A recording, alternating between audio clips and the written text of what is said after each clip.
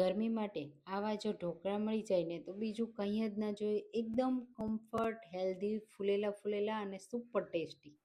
Hello friends, હું છું શીતલ. તમારું સ્વાગત છે મારા કિચન. જુવારના લોટમાંથી એકદમ સિમ્પલ સુપર હેલ્ધી ઢોકળા બનાવીશું.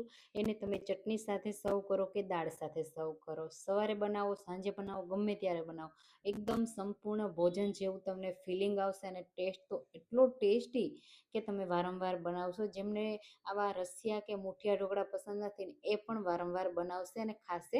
તો ચાલો બનાવી. એના માટે સૌથી પહેલાં આપણે લોટ બાંધીશું. તો મેં અહીંયા 1.5 કપ જુવારનો લોટ લીધો છે.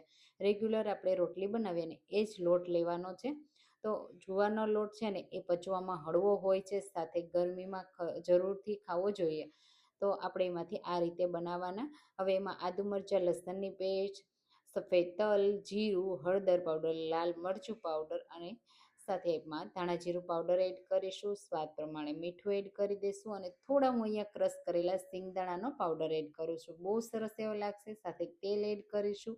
અને હવે મારી પાસે અહીંયા પાલક છે ને તો હું પાલક એડ કરું છું. તમારે મેથીમાંથી બનાવવા હોય તો મેથીમાંથી બનાવી શકાય. તો લોટ જેટલો લીધો છે ને એટલી જ સામે મેં પાલક લીધી છે કટ કરીને. અને અડધો કપ દહીં એડ કરીશું. થોડો 1 પિંચ જેટલો બેકિંગ સોડા એડ કરીશું. સોડા વગર પણ બનાવી શકો છો, પણ જો સોફ્ટ બનાવવા હોય અને ખાવામાં મજા આવે ને એના માટે આપણે થોડા સોફ્ટ બનાવવાના. એટલે એમાં થોડું સોડા એડ કરવાનું. પહેલાં આ રીતે બધું મિક્સ કરી દઈશું અને પછી જેમ જેમ જરૂર લાગે ને એમ પાણી એડ કરીશું અને લોટ બાંધી લેશું. તો તમે આવા ઢોકળા ક્યારેય ટ્રાય નહીં કર્યા હોય, જો એકવાર ટ્રાય કરી લેશો ને તો વારંવાર બનાવશો. મારી ગેરંટી છે તમને બધાને બહુ પસંદ આવશે. તો જુવારમાંથી આ એકવાર જરૂરથી ટ્રાય કરજો અને મને કમેન્ટમાં કહેજો કે તમે મારી રેસીપી કઈ સિટીમાંથી જુઓ છો. હવે આ રીતે થોડું થોડું પાણી એડ કરતા જશું, મસળતા જશું. એટલે જે પાલક છે ને એમાંથી પણ પાણી જ રિલીઝ થવાનું છે ને આ સમયે થઈ જશે. તો એક્સ્ટ્રા પાણી તમારે એડ નહીં કરવું પડે.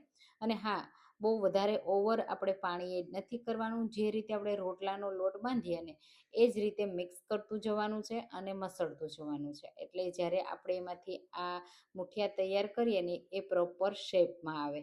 તો આ રીતે ખાસ ધ્યાન રાખવાનું અને કન્ટિન્યુઅસલી આ રીતે મસળતું જવાનું છે. તો જુવારની આવી એકદમ હેલ્ધી અવનવી રેસીપી મેં મારી ચેનલ પર હમણાં જ પોસ્ટ કરી છે. એટલે આ ગરમીમાં ખાઈ શકાય તેવી ઘણી બધી રેસીપીઓ છે. તમે એકવાર મારી ચેનલને જરૂરથી ચેક કરજો અને બધી રેસીપી બનાવશો ને તો ગેરંટીથી તમને બધી રેસીપી પસંદ આવશે. અને ખૂબ જ બધી હેલ્ધી પણ છે. તો ગરમી માટે બેસ્ટ આવી જુવારમાંથી રેસીપી તમે પણ ટ્રાય કરજો. તો તમે જુઓ આ રીતે લોટને મસળતા જશું અને સરસ એવો બાંધી તૈયાર કરીશું. તો બસ આ રીતે મેં સરસ રીતે એને મસળી લીધો છે. સોફ્ટ પણ થઈ ગયો છે. તમે જુઓ આ રીતનો થીક રાખવાનો છે અને હાથમાં બહુ ચોટે નહીં એટલો કઠણ રાખવાનો છે. હવે અહીંયા આપણે જે વાસણમાં સેટ કરવાના હોય ને એને આ રીતે તેલથી ગ્રીસ કરી લેવાનું. હાથમાં પણ થોડું મેં હલકું તેલ લગાવ્યું છે જેનાથી આપણે પ્રોપર શેપ આપી શકીએ. તો આ રીતે આપણે જે મુઠિયા છે ને એને આપણે ડોનટ બનાવીએ ને એવો શેપ આપી દેવાનો છે. વડા પણ આપણે બનાવતા હોય મેંદુ વડાનો જેવો શેપ આપીએ ને એવો. એટલે અંદર સુધી કૂક થાય અને થીક રાખવાના છે. એકદમ પતલા નથી કરવાના. આપણે સોડા એડ કર્યા છે ને એટલે હજુ ફૂલશે. આ રીતે વચ્ચેથી હોલ કરી દેશું. બંને સાઈડથી કરી દેવાનું એટલે સરસ રીતે બફાઈ જાય અંદર સુધી. અને આ રીતે ઇડલીની પ્લેટમાં હું ગોઠવી દઉં. તમે કોઈ પણ પ્લેટમાં એને સ્ટીમ કરી શકો છો. આ રીતે બધા જ બનાવી તૈયાર કરી લેવાના. હું એ મોટી સાઈઝના કરું છું ને એટલે 1.5 કપમાંથી આપણે 7 જેવા બનશે. અને જો નાની સાઈઝના કરો ને તમે તો 14 જેટલા બને, ડબલ બને. તો તમે એ રીતે પણ બનાવી શકો છો. જ્યારે પણ તમારે ખાવા હોય ને ત્યારે ગરમ ગરમ બનાવતા માત્ર 5 મિનિટ જેવું જ તમને લાગશે વાળતા. અને પછી સ્ટીમ કરતાં થોડો સમય લાગશે. એટલે જ્યારે બનાવવા હોય ને સર્વ કરવા હોય ને ત્યારે જ બનાવવાના. બહુ ટેસ્ટી એવા લાગશે. સ્ટીમરમાં રાખી 15 મિનિટ માટે આપણે એને મીડિયમ ફ્લેમ ઉપર સ્ટીમ થવા દેશું. 15 મિનિટમાં તમે જુઓ કેટલા મસ્ત સ્ટીમ થઈ ગયા છે. તો એકવાર તમારે ચેક કરી લેવાના. આ રીતે નાઇફની મદદથી બિલકુલ કાચા ના હોવા જોઈએ. ગરમ ગરમ ઠંડા બંને રીતે સર્વ કરી શકાય છે. ચટણી સાથે, દાળ સાથે પણ સર્વ કરી શકાય છે. હું તમને બંને રીતે બતાવી દઈ. બંને રીતે એકદમ કમ્ફર્ટ છે ખાવામાં, સુપર ટેસ્ટી લાગે છે. ચટણી સાથે, ચા સાથે ગરમ ગરમ ખાવ ને તો પણ બહુ સરસ એવા લાગે છે.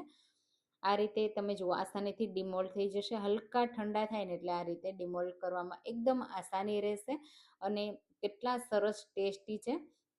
હવે મેં અહીંયા સ્પેશિયલ મગની દાળ સાથે સર્વ કર્યા છે અને ગ્રીન ચટણી સાથે સર્વ કર્યા છે. ઉપરથી તમારે જો ઘી એડ કરવું હોય ને તો ઘી પણ એડ કરી શકાય. ગરમી હોય તો ઘી અવોઇડ કરતા હોય તો સ્કીપ કરી દેવાનું. હું થોડું ઘી એડ કરું છું, એનાથી ફ્લેવર બહુ સરસ એવી આવશે.